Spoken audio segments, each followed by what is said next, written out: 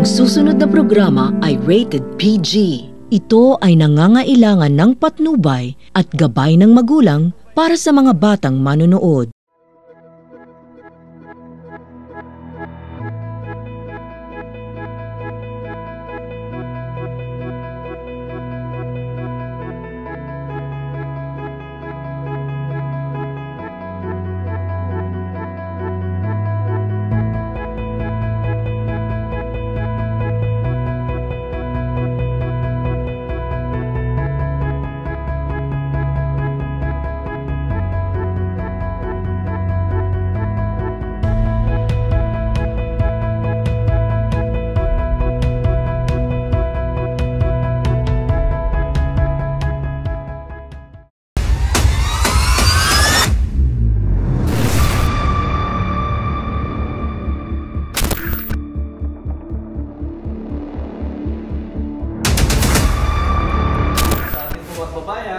Magpalain po tayo.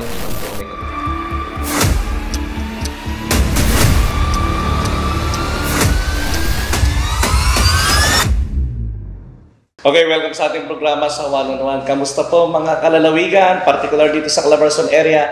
Kamusta po ang nasasakupan ng Royal Cable TV6 at sa lahat ng mga nanonood araw-araw, mga nagkukwento na nagko-cover kami ng ating mga festival dito sa rehiyon at dito sa lalawigan ng Laguna. Natutuwa po sila na makita itong mga activities natin sa buong lalawigan ng Laguna at sa ating po mga karatig lalawigan. At ngayong araw, ngayong buwan na ito, pinagdiriwang natin ang Nutrition Month at kapiling natin ang Laguna Provincial Nutrition Officer ng ating lalawigan sa Laguna, si Ma'am Teresita Ramos. Ma'am, welcome sa ating programa. Kamusta? I'm good. Thank you, Chris. Magandang umaga po sa ating lahat. Kamusta po ang ating tanggapan? We're doing good too. At marami tayong mga bagong mga programa na atin pong pinapatupad ngayon sa kasalukuyan. Oo, na not just the ordinary nutrition activities that we do, pero maraming kakaiba. Kasi pag sinabing nutrition, parang wala lang, basta ma-celebrate lang ang Nutrition Month, mag-feeding program tayo, mag-kilo-kilo ng mga bata, kung mayroong malnourished, yan ang mga naalala ko kapag ka-Nutrition Month, awareness ng malnourished, kailangan walang malnourished sa lalawigan. Kamusta ang usapin sa malnourished dito sa Laguna? Hindi tayo masyadong namumroblema doon sa puntong yun. Pero, syempre kasi alam naman natin din economically, medyo nakakaangat naman tayo. At saka ang atin din pong mga kalalawigan ay aware na din po sila sa tamang nutrisyon. Nga lang po at this time, Chris, it used to be na ang ating pong pinag-uusapan pag nutrisyon, mga bata lang, yes, yung bagong anak hanggang mga grade 6. Yeah. Pero this time, meron ng lahat na mag-umpisa doon sa batang sanggol, hanggang sa 2 years old, hanggang sa school child, hanggang sa adolescents, hanggang sa adults, at saka sa older adults. Kaya yun sana itatanong ko sa iyo, yung ba mga senior citizen, may nutrition program activities tayo? Yes. Yeah. At ang ating pong mga nabibigyang serbisyo, lalo dun sa ating tinapay, sa ating Nutrinapay, ay wala na pong pinipili. Wala nang pinipiling edad kasi ang ating target ngayon sa nutrition program is to address malnutrition in all phases of life. And to mitigate hunger also. We do not want hunger to exist here. And to address the problem of food insecurity. Balikan ko yung kabataan natin. Yung Nutrivan, yun ay tinawag nyo yung Pande Laguna. Yeah, or Nutrinapay. Nutrinapay. Kamusta ba to? Ano pa itong programa to? Yeah, okay. Yun pong ating Nutrinapay actually is the brains, is from the brains of our Governor, Mayor Laurel Hernandez. One time in 2018. So, ibig siguro, produkto yan ng Nutriban? Palagay ko, sa edad niya, no? Kasi kami yan Nutriban boy kami yung araw Totoo. Yun talaga, ang una niyang sinabi, it was sa January, our first meeting in 2018. Sabi niya, nutrition. Gusto ko magkaroon tayo ng sariling tinapay. Only that statement, sabi ko yes sir. Sa loob ko, sariling tinapay, so magtatayo kami ng bakery, etc. etc. Sabi naman niya, priority program niya. So nagkaroon tayo. Sa totoo, na we were able to realize that. And yung ating pong Pan de Laguna is Pang-Angat Nutrisyon. Kaya PAN. Pang-Angat Nutrisyon ng Laguna. Under that umbrella, we have... Hindi, sinabi sa'yo ni Gob yun, ano ba ito si Gob? Hindi, I mean, ano ba ito si Gob? Pati tinapay, naisip pa yun? Hindi, kasi ang kanyang isinunod doon, kaysa naman bibili pa tayo noon, ang mahal-mahal. Yun ang sinabi niya. Pero sabi ko, well, siyempre, alam mo, bihira ang mabanggit ni Gob ang nutrition. Pero parang tumantuwa ako, nutrition, pag-upo niya. Sabi niya, gusto ko magkaroon ng sariling tinapay. Yes, Gob. Malamang si Gob ay kumakain ng yung malunggay pandesal. Siguro doon siya nagka-idea na nakita niya yung malunggay pandesal. Diba ngayon talaga nakikita natin ang ino-offer na ng mga panaderia ay malunggay pandesal. Yes. At yan ang binibili ko rin yan. Binibili ko rin. At tingin ko, nung nakita niya, pwede pala maging nutritious yung tinapay through this program. Oo, talagang aside from the price, of course, mas mahal yung nabibili natin. Sure pa tayo na ito ay nutritious kasi this is the formulation of the Nutriban ng FNRI. And another thing, we also added some micronutrients in there. Meron tayong micronutrient powder na nilalagay and the malunggay. Okay, speaking of mga producer, yung mga gumagawa nitong tinapay na to, are they accredited sa probinsya or meron lang kayong mga certain mga panaderia na partner? Yeah. Itong ating tinapay is really our own. Okay. We have our own bakery. Okay. Soon to be. Okay. Meron tayong existing ngayon at Santa Cruz. Okay. And we will have a soon to be na i-open natin maybe bukas kasi darating na yung oven eh. Siguro by next week, we will start operation at the extension office of the capital, provincial capital sa Calamba. And ang ating mga bakers ay empleyado ng provincial government. And these bakers, lalo yung ating master baker, was trained by San Miguel Corporation in the production of the Nutriban. So, ibig sabihin, hindi ba natuwa mga panadera na, na-appreciate kami ng gobyerno Totoo yun. Natutuwa naman sila kasi actually itong ating panadero, naging master baker yan sa isang malaking chain ng bakery. And then, nung nakuha siya ng isang NGO, before he started the bakery, requirement na i-train mo na siya. So parang tayo, kasi nung nag-pandemic, syempre wala mo siyang pupuntahan. So tamang-tama, sinalo natin siya. At siya na-trained na for the Nutriban or the Nutrinapay. So ibig sabihin, nagte-train na rin siya ng other bakers? Yes, we have 3 more na bakers doon na trained na niya. And that's also one of the activities of the Pan de Laguna na meron tayong training na binibigay. So kung sino man ang interesado matuto gumawa ng ating Nutrinapay ay pwede. So using the household oven. So ginawa na natin ito with the STK. Yung ating serbisyong tama kababaihan. Tinuruan natin sila kung paano gumawa ng Nutrinapay using the household oven. And we also had some groups doon sa Calamba, yung Lions Club. Interesado sila and we trained them also last year for the production of the Nutrinapay. Kaya mga kabayan, mapapanood niyo po ang paggawa ng Nutrinapay. Hihingi tayo ng video kung paano gawin itong Nutrinapay na ito. At baka sakali kapag yung mga nanay at tatay dyan na walang ginagawa sa bahay, imbis na bumili kayo ng mga tinapay sa labas, kayo mismo at pwede pang makijoin ng mga bata sa paggagawa ng tinapay. Yes, totoo yun. Lalo na po, Ang formulation naman ng Nutrinapa, you can play with it eh. Yung mga basic lang, yung mga flour, mga margarine, lard, etc. Madali lang yon. Pero you can add other ingredients pero you can play with it. Oo. Dagdagan nyo ng gulay. Iniisip ko ako minsan, sabi ko, ano kaya yung Nutrinapay kung lagyan ko ng konting makapuno? I mean, yes. diba?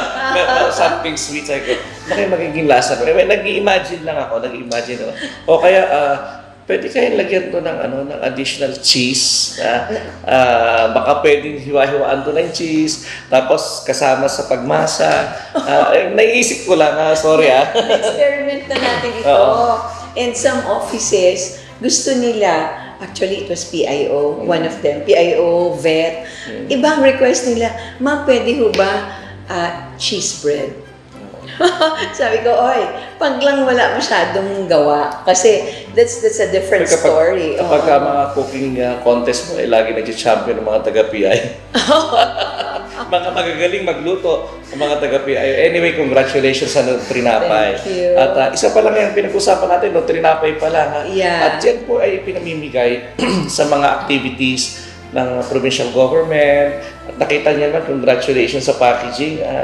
Kayo din na nag-handle ng packaging. Ang packaging, we do this together with the printing office. Okay. May mga suggestions kami. Mapapansin niyo every now and then, nagbabago yung packaging kasi we also incorporate kung ano yung ideas nila and yung ideas namin. This time we'll be coming up with another packaging soon. Kasi parang gusto natin kasing ipakita na the Nutrinapay really is nutritious with the ingredients that we have. Aside from it being hygienically prepared, kaya maganda yung packaging natin. Pero dadagdagan natin ng konti yon na talagang it will prove na ito ay Nutrinapay, nutritious bread. Nadi-discuss din namin ito ni Kong Ruth. Kasi we get suggestions actually. Si Kong Ruth, nakikita ko kumakain ng Nutrinapay. Ako pag ako'y kumakain, talaga, totoo yan. Sinasawsaw ko sa kape. Sawsaw sa kape yung Nutrinapay na yan. Anyway, congratulations dyan sa programa niya, sa Nutrinapay na yan. Sa atin po ito. Nakakatuwa na nung araw, pag sinabing ikay produkto ng Nutriban alam niyo Nutriban nung araw, titigas doon. No? Pwede kayo magbatuhan nung magkaklase. Naalala ko nung araw. At kailangan kakainin mo kasi gigradean ka ng teacher ubos na ba? Yung iba kong kaklase talaga itinatago pa sa medyas o sa sapatos. Kasi matigas. So, improved version na ito. Makikita nyo, sana pala nagdala ako, no? Kayo ba hindi pa nakakakain ng Nutrinapay? Nakikita nila sa ating mga pictures. Yung mga pictures natin. Sayang, wala tayong dala dito. Pero hindi nyo sinabi. Sa susunod na invitation namin. Sampling. Okay. Ang Nutrinapay binibigay natin, ganun din sa ating lahat ng mga kliyente. So, all age groups. And this is not only to prevent malnutrition or rehabilitate a malnutrition case, but also to mitigate hunger. Kaya, pag may mga activities, alam natin yung mga humihingi ng tulong, maaga silang umaalis, o kaya yung uma-attend ng ating caravan, they go there for blood testing, kaya gutom, naka-fasting. People's Day, ginagamit natin yan. Okay, may tanong ako. Mataas ang presyo ng harina. Kung minsan sinasabi nila, yun daw squash, yung kalabasa. Natry na ba natin ito, ma'am?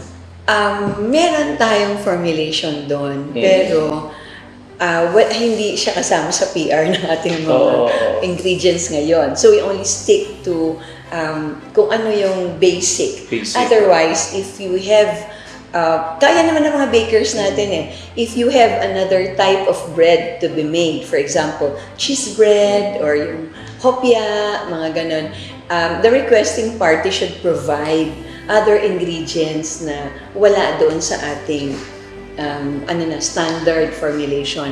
And another thing, depende rin kung hindi masyado maraming gawa. Alam mo, nagugutom ako sa kwentuhan ito. Naalala ko tuloy si Dr. Cerizal, ang paborito niyang tinapay, ensamada, di ba? Kaya namin gawin yun. So, yung ensamada, at talagang well, masarap talaga ang tinapay, lalo na't may kape. At tayo mga Pilipino, ganyan eh. Kaya kami sa yung Amerikano, naggugulat sa atin eh. Malinis na yung tinapay, hinuhugasan pa raw sa kape. Sa kape. Okay. Tapos iniinom yung kape. Congratulations ulit sa programang yan. At alam ko, tuloy-tuloy po yung programang yan. Ngayon po na to, Ma'am Tetel, ay Nutrition Month. At pag sinabing Nutrition Month, may mga additional activities kayo. Ano yung mga highlight activities natin for this month? At ano yung team natin for 2024? Ang ating theme sa ating Nutrition Month ay Sapipan, Sama-sama Philippine Plan of Action for Nutrition. Kaya it's PPAN. Sa PPAN, sama-sama sa nutrisyong sapat para sa lahat. So, talagang nandito na yung convergence ng iba't ibang mga member agencies ng Provincial Nutrition Committee, and it also includes the citizens. Siyempre kasi hindi naman pwedeng tayo lang nagbibigay. Silang kumakain. Dapat alam din nila. Pag sinabi natin nutrition, kasi it's not just food. You also talk about the environment. Kasi para ma-maximize yung nutrients ng pagkain na kinakain mo. Malinis ba ang hangin mo? Mga ganon.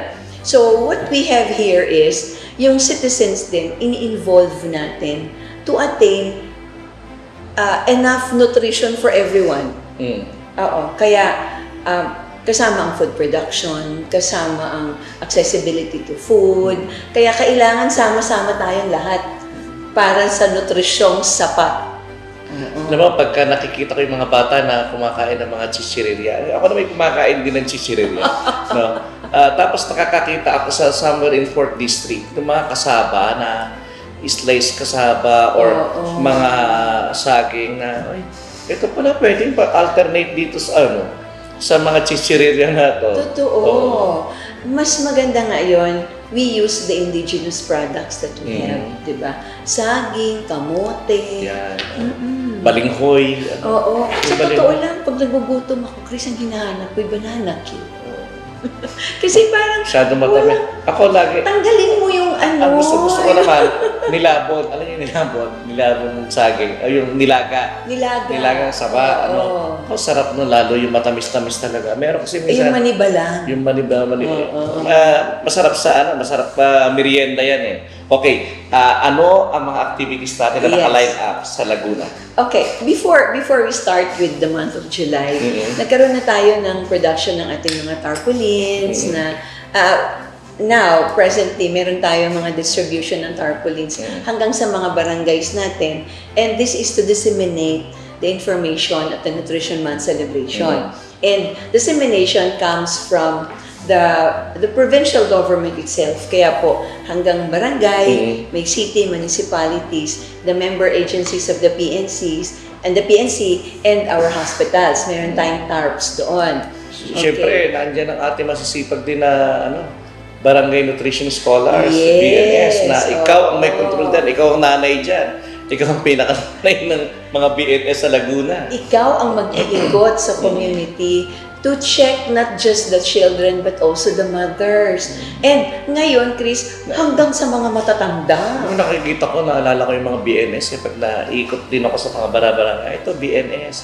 Saan ka papunta? May dalang panukat, may dalang panimbang, Totoo. Kaya, saludo ako sa mga BNS natin kasi lakad yung mga yan eh. Hindi naman pwedeng manghula, may anak si Celso dito, 5 taon o 4 na taon. Ilang kayang kilo yun? Nakita mo, parang 7 kilo yan. Hindi pwedeng huhulaan mo yun. Talagang kikiluhin mo yun. At yung pag-check ng kanilang mga,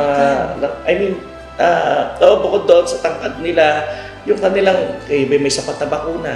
Kasama yun. Kasama yun sa pagtatanong eh. Kaya hindi biro ang trabaho ng BNS natin. Kaya kayo ang mga bayaning nutrition scholar ng ating mga barabarangayan. Congratulations sa inyo. This is your month at itong month na to ay dapat kilalanin din natin yung mga maliliit nating mga nasa barabarangay na nagtatrabaho ng tapat at mahusay. Totoo yun. Yung iba, nag-iedad na ng over 70, masyadong aktibo pa. Pag tinatanong mo, kumusta? Ma'am, nag-i-enjoy ako dito eh. So it's the thing that keeps them going. It's not just how much they get, but it also, ang malaking bagay doon is they're happy and they're fulfilled while they serve the community. Yun At po maraming, yung alam mo, barangay nakwento ko nutrition sa inyo sa schools. Laguna, maraming naging Kapitan del Barrio na dating barangay nutrition school Tsaka konsihal. naging konsihal na nagmula sa pagiging barangay nutrition school. Kasi nga kilala nila, nasukat nila. Totoo. Na syempre, hindi lang bata ang nakakausap din dyan, kundi mismo yung mga magulang, na nagkakaroon ng relasyon sa bawat, at yun naman na importante dito, na kapag may problema, parang anak ko, parang may kulang sa timbang, ay sige, i-ano natin yan. Lagyan natin ng programa yan. At alam mo, Magtete, natutuwa din po ako dito sa Laguna, not only in Laguna, in Calabarzon area, napakadaming gumagawa ng feeding program. Yan ay trabaho ng nutrition program natin. Pero maraming organization, alam mo yun, nag-iisip sila, magpipiding kami sa may istasyon, sa may release ng tren. Magpipiding kami sa, nakikita ko kasi nagpapaalam yung grupo ko, yung kasandigan grupo sa Calamba. Sir, magpipiding po kami saan? Sa may ilog po. Oo, ilang cups ang dala nyo? Sir, may dala po kami 300 cups. Anong dala nyo? Itlog po at arroz caldo o lugaw. Yeah. So, I mean, yung obligasyon ng mga tao, no, parang pag wala kang ginawa, parang kulang ka eh. Kaya in your own little way, pwede pala kami mag-feeding program. Totoo. Magsopas, yung kagaya na nagsusopas sila, nilalagyan nila ng mga carrots, mga gulay, na sa kaya nandun, sir, nandito po kami sa tabi ng palengke, yung mga street children dito, I mean, my God, part ito ng programa ng nutrition, pero may mga somebody na gumagawa nito na para sa kanila, fulfillment nila na in their own little way, makapagpakain sila ng mga nagugutom. Totoo yun. Kasi po, in one-shot feeding, yung mga nang tawag natin, one-shot feeding, may mga natututunan din ang ating mga kababayan. So it's not just the free food. Yung katulad doon, masarap pala ito na may kasamang carrots. Yes. Masarap pala ito. Ay, pwede ko palang gawin ito sa bahay. Ay, pwede palang hatiin yung itlog. Kasi nahati yung itlog, Sabi, ay, pwede palang kalahati na ang itlog. Masarap pa din pala. Bakit yun? Marami ang dilaw. Yung isa, kakaunti ang dilaw. Okay, malaki ang puti. Tapos nakapag-inject tayo ng mga nutrition messages. Yes. Yan. Laging itlog. Itlog araw-araw. Marami tayong iba't ibang klase ng pagluluto, paghahanda ng itlog. Ang itlog, pwedeng ulam, mas mura, mas mataas ang sustansya. Yung mga ganon, pwede yun sa one-shot feeding. So, activity din natin yun. Kaya nga natutuwa ako, and congratulations dun sa mga organization, mga individual na tumutulong sa ganyang programa. Hindi po biro yan. Kaya ngayon naman, kung meron kayong feeding program sa mga school, dapat ipaalam alam ko, kailangan nakikipag-coordinate sa barangay nutrition scholars para nalalagyan din naman ng dokumento, hindi para kung ano pa man. Bakit pagpapaalam pa? Kung minsan importante po yun para na-monitor yung feeding program natin sa barangay at sa school. Tsaka coordinated, baka naman na ibibigay na sa mga mabibigat na ang timbang. Yes. May bibigay natin sa mga tamang pakakainin din. Parang natingin ka sa akin pag sinabing timbang. Okay. Ano po ang mga gagawin natin ngayong July? Yes. So, na-launch na natin ang ating Nutrition Month celebration kahapon during the flag raising ceremony. At meron pa tayong iba pang mga gagawin for the month. So, bukod dun sa ating dissemination ng information para sa ating celebration, meron din po tayong start ng Tuto Kainan. Chris, we are a recipient of the Tuto Kainan project. Ito po ay pagtututo sa ilang mga pregnant women para sure tayo na sila po ay tama ang kanilang nutritional status, na magiging healthy din po yung bata dun sa kanilang sinapupunan, dun sa ating mga nagbubuntis na nanay, at yung inihahanda din natin sila para sa pagpapasuso. Yun po ang ating Tuto Kainan sa ating 8 na mga LGUs. Now, sabi nga ni Chris, yung ating pong mga BNS, hindi po natin sila nakakalimutan. Kaya meron tayong distribution ng incentives para sa kanila. And kasama na dito. May tanong ako, yung mga incentives na yan ay quarterly, monthly? monthly, Okay. meron silang natatanggap. Okay. Yun, importante yun. Bawat isa. Oo. So, shall I say how much? Hindi na. Huwag na. Kasi baka ma-question or baka yung iba, mag-BNS na lang ako. Kasi malaki baka mag-BNS ako pag nalaman ko yung malaking allowance nila. Totoo. Oo. So, kasama din natin yung pagbigay ng mga impormasyon, mga updates sa BNS para naman hindi lang basta sila nag-iikot. Dapat pala gumawa tayo ng isang event dyan. Meron po tayo. Yung kumbawa, idol ko si BNS, parang that's my idol, BNS ang Oo. Next year Yes, gagawin natin yon. At saka yung mga information na dapat alam nila. Oo, kasi sila po yung nag-update sa ating mga households about proper nutrition. Kaya dapat sila din ay equipped pagdating po sa mga kaalaman sa tamang nutrisyon. Alam ko kapag meron tayong mga patak din, yung mga patak-patak, sila rin yung ay may patak din vitamin E, vitamin ito. Oo, yung A, sila po ang nagtatawag ng mga nanay o yung mga bata at alam nila. Even yung mga buntis, na-monitor din nila. Totoo, yun. Kaya kung gusto mong malaman sa barangay kung sino mga buntis, tanungin mo ang BNS.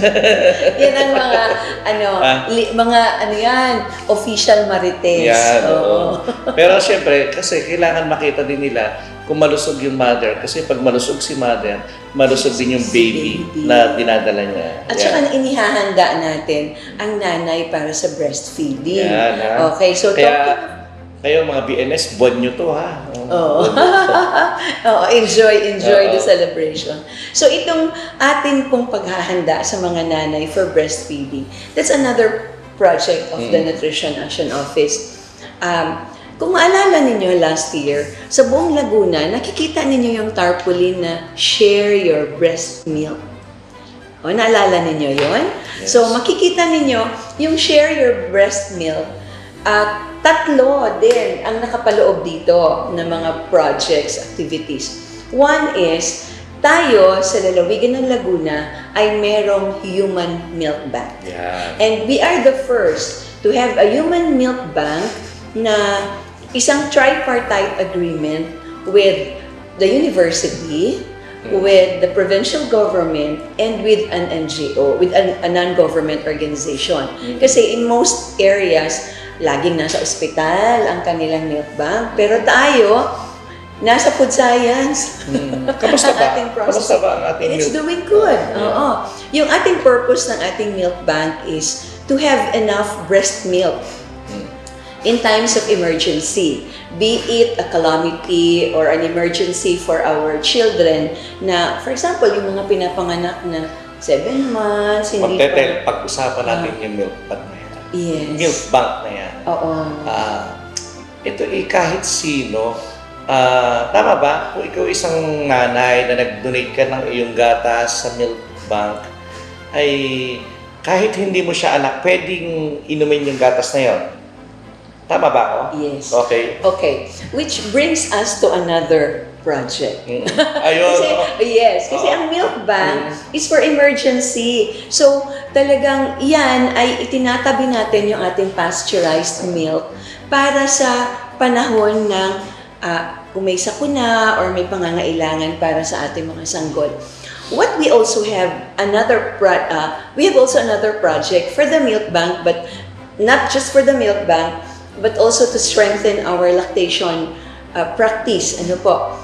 Meron tayong milk letting activities or human milk donation drive. Okay. What we do with the human milk donation is, yun pong mga nanay, may mga nagpapasuso, iyayakag natin sila, bukod sa atin silang binibigyan ng mga maayos na information tungkol po sa breastfeeding, sila po ay minamasahe, relaxation, and nakukunan sila ng gatas. Okay, so what does this give us? Yung information. One, aside from the milk that we get from the mothers during the milk donation drive, na yun ang ating ibinibigay sa milk bank.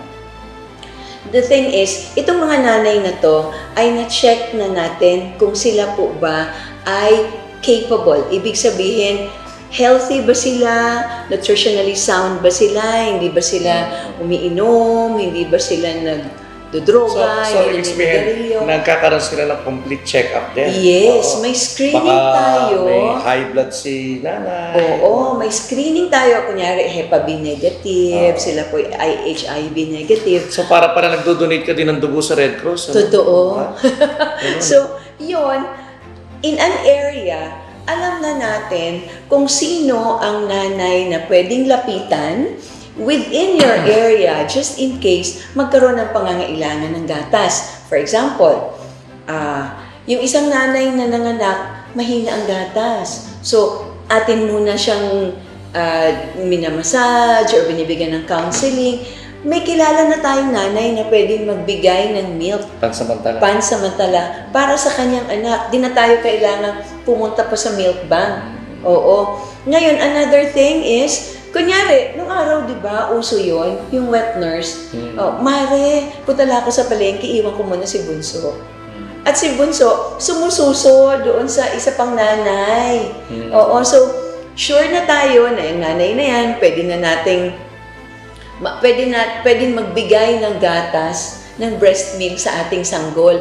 Kahit na aalis si nanay na biological mother. Oo, maraming tutulong. Ang atin lang dito is masiguro natin na nakakakuha ng breast milk ang bata. Okay. Sabi nga sa patalastas, breast milk is the best for babies. For babies. For as long as there's milk. Oo. At kapag narinig ko yung milk bank na yan, natutuwa ako. Bakit ganun? Ibig sabihin, yung mga gatas na yan, nasa freezer yan, nasa ref.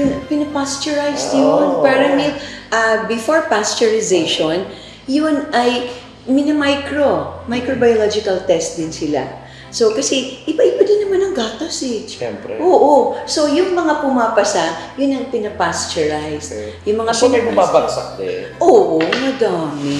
Marami rin. Oo, kasi yung quality ng milk. So, maganda din. Ganun din pala. Kailangan din, dekalidad pa rin ang gatas. Totoo.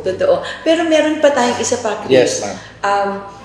When you do the milk letting, you have to have masseuse, yung ating mga counselors sa lactation. So, be it yung ating mga barangay nutrition scholars, yung ating iba pang mga volunteer workers sa barangay, meron tayo din kasing breastfeeding support group. Okay. So, any member sa breastfeeding support group na pwedeng sila tumulong para ma-strengthen natin ang breastfeeding practice sa ating sa mga areas para ma-counsel ang nanay, ang pamilya na gano'n talaga ang kailangan pagka ang isang nanay ay nagpapasuso. Anong role ng ibang miyembro ng pamilya? Paano matulungan si nanay para effective ang pagpapasuso sa mga sanggol? Yun, Chris, ay binibigyan natin sila ng training. And this will be in July also. Yes. Sa July 25 to 26. Together with lunch. At alam ko, prior to that, nagkakaroon din kayo, kung nagkakamali ako, yung Buntis Congress na tinatawag. Yes, oo. Meron tayong Buntis Meron Congress. Ang tawag natin dito, Malasakit kay Inay. Malasakit kay Inay. So, doon sa Buntis Congress, ginawa na natin, we just had one sa Kabinti. Buntis ay nagpapasuso. This year sa Kabinti. Last year, we had that in Bay. So, ang mga bata, kasama yung mga nanay, pinapakain, binibigyan ng ilang inputs, tapos may mga uwi sila. Meron silang mga uwi na tubig, sabon, depende. Pag buntis, merong kasamang kit for panganganak. So, merong mga diaper, may mga ganon, may sabon. Pag nagpapasuso, mabilis lang. Paunan. Tungkol sa mga nanay na nagpapasuso. Naalala ko noon, sabihin ng mga lola natin, pakainin ng malunggayan, o kaya pahigupin ng sabaw, o yung, ano nga yun, yung tulya. Oo, yung sa shellfish. Oy, pero pabili ka nga ng tulya at bagong panganak siya. Tulya. Lagyan ng malunggay. Wala, lagyan ng malunggay. Oo. Nakakatulong din naman siya, but it is not just the source. It can help. Pero ang atin dito is, yung preparation natin for a breastfeeding mom starts during pregnancy. Oo. So, pinaalam na natin, pati paglilinis ng suso, Chris, tinuturo namin yun. Kasi dapat malinis yung nanay. Tapos, yung pagkain niya, para ihanda siya sa panganganak at sa pagpapasuso. So, hindi lang po pagkapanganak, prior to birth, prior to giving birth, ay binibigyan na natin sila ng pagkain at ayos na pag-aalaga. So, yun. July 25 and 26, training naman sa mga lactation counselors. 3 batches po ito, July, August, and September, para continuous, ano? Yeah, 20 participants lang para medyo hasang-hasa ba? Oo, kasi sila po, 2 representatives for an LGU. Tapos sila yung magtuturo din sa mga kapwa nila volunteers. Oo. So, kasi alam mo, napaka-effective, Chris. Ang dami namin nakikitang mga nanay na kaawa-awa, ano? Kasi for example, ang problema nila is, alam mo yung pikit, yung utong hindi lumalabas. Yes. Akala nila, wala nang solusyon yun. So, iisa lang ang susong ginagamit. Kung ako nagkakamali, ang term na ginagamit nila sa medical term ay inverted nipples. Yes, pero iba-ibang klase pa lang inverted nipple. So, ang ginagawa natin, tinutulungan natin sila. Para Hindi tutulungan ng tatay. Hindi. Ang tatay, well, ang tatay nakakatulong. Sila yung nag-aalaga ng mga bata. So, totoo yun na maraming paraan kasi aside from the fact na mahal talaga ang infant formula, there is no other food, di ba, na pwede para sa isang, hindi mo naman mapantayan yun doon sa infant formula on breast milk. Kaya talagang in the first 6 months, importante, exclusive breastfed. Naalala ko yung mga pagka yung nag-meeting, bawa nakikita-kita sa reunion yung pamilya. Ay, taba-taba naman ituto. Ay, sa nanay nasuso yan. Ito naman isa, ba't kaya pa yan? Ay, gatas ang daddy ng daddy sa bote. Di ba? May mga ganong, which is tama naman nakikita natin, na kapag ka ikaw ay produkto ng breastfeed, ay nakikita natin talagang yung bata ay parang buong-buo siya, no? Mabigat, siksik. Oo, mabigat. So, saka mabibo mga bata. Oo, kasi alam naman natin, Chris, na in terms of brain development, talagang during pregnancy, during the first... Iba raw kasi ang gatas ng ina. Yes. Para bang hindi siya matatawarang bitamina ng katawan ng bata. At saka yung emotionally, yung bata secured na din siya kasi yung akto ng pagpapasuso na sigurado ang bata, may interaction sila ng nanay That's why iba pa rin ang intraconnection ng nanay sa bata di ba?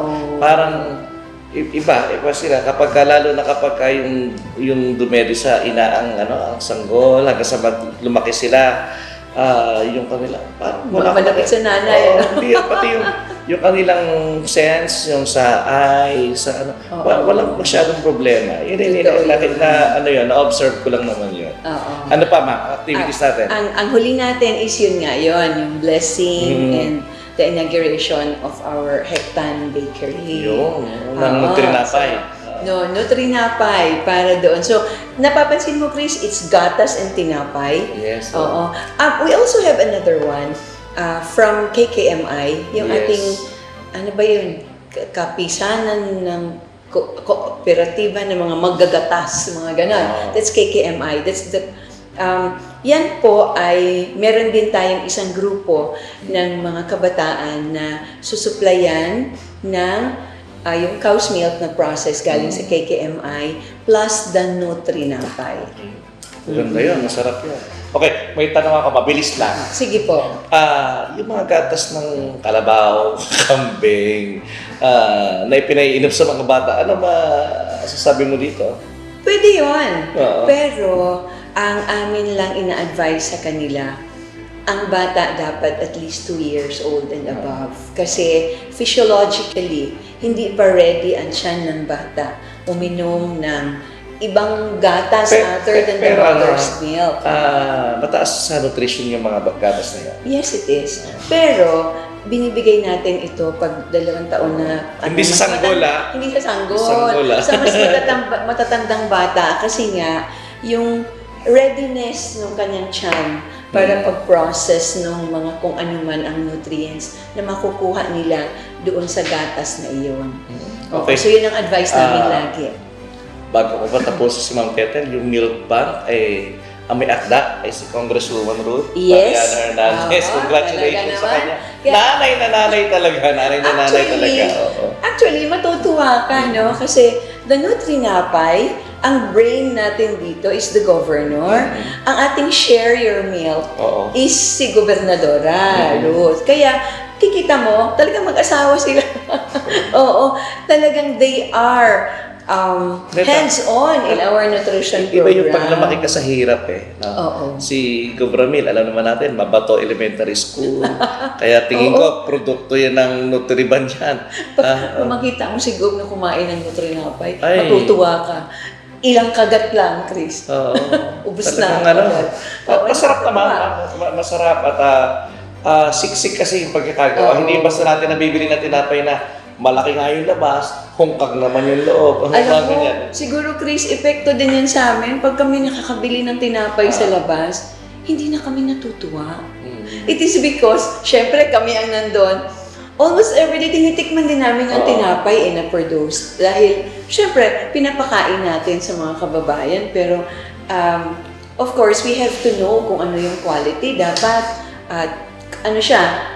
sustained kung ano man yung lasa all throughout, talagang pare-pareho. So, kami kumakain din kami ng tinapay namin. Medyo, amoy pa nga lang. Love your own. Kaya kami lumulusog din sa opisina. Kasi you have to taste your produce. Ketel, maraming salamat sa oras mo. Baka meron kang gusto ko sabihin sa mga kababayan natin. Yes, yung ating pong proper nutrition ay hindi lamang po sa month ng July. Ito po ay laging isa sa isip natin na araw-araw mula paggising hanggang bago matulog. Kasama po ang ating proper nutrition sa ating buhay. At ito ay maa-attain lamang natin po kung tayo po ay sama-sama at tulong-tulong para sa bawat isa ay sigurado tayo na well-nourished ang bawat isa. Dahil alam naman natin, pag well-nourished tayo, mataas ang ating productivity, and of course, we will attain development in our area at sa buhay natin. Maraming salamat po. Maraming salamat. Ang ating pong Laguna Provincial Nutrition Action Officer na lagi naka-action. At importante po yan, yung kalusugan. Importante po din yung nutrition. At hindi lang po maliit na bagay yan. Kapag malusog ang pamilya, malusog ang katawan ng isang tao, walang nalulungkot na pamilya. Totoo. Diba? Kaya sana lagi po nating alagaan din ang ating mga sarili, lalo po itong ating mga kabataan na pag-asa ng bayan na manatili po silang malusog. Ako po, ang inyong lingkod, si Chris Sanji. Pagpalain po tayo ng pangmay kapal.